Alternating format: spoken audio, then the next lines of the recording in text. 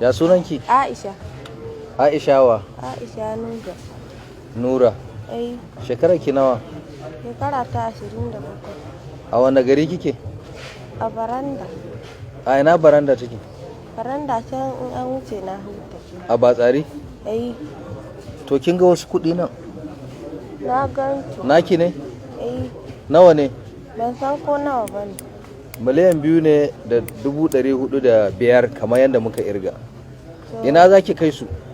Mijina aike ni in karɓo su. A ina kike karɓo? Kaduna. Kaduna? A ina a Kaduna? Wurin goni Bahaushe ne. Kuɗin menene? To shi ke ban sani ba Allah ba.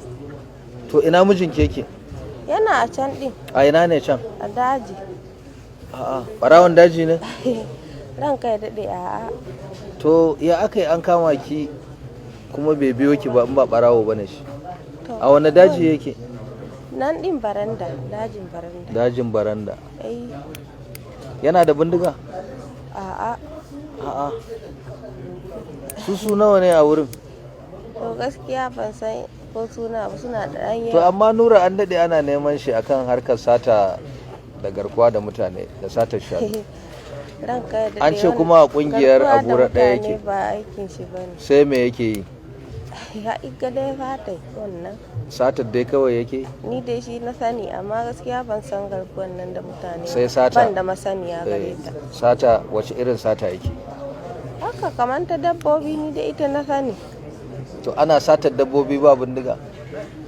Shi dai ba da bindiga tashi ta. Kuma yake sai ta waye yake da ita? Sai dai manyan su. Su suke da bindiga? Wa yanzu wannan miliyan 2 ta me? Ranka daɗe ni ban san ko ta mi bane, aike na aka yin karɓo. Kuma da aka aike ni ba a ce man ko na mi bane ba, kuma ban san ko nawa bane. To wa zaki kai wa wannan kuɗin yanzu? Shi zan kai ma. Shi Nura? To shikenan mun gode.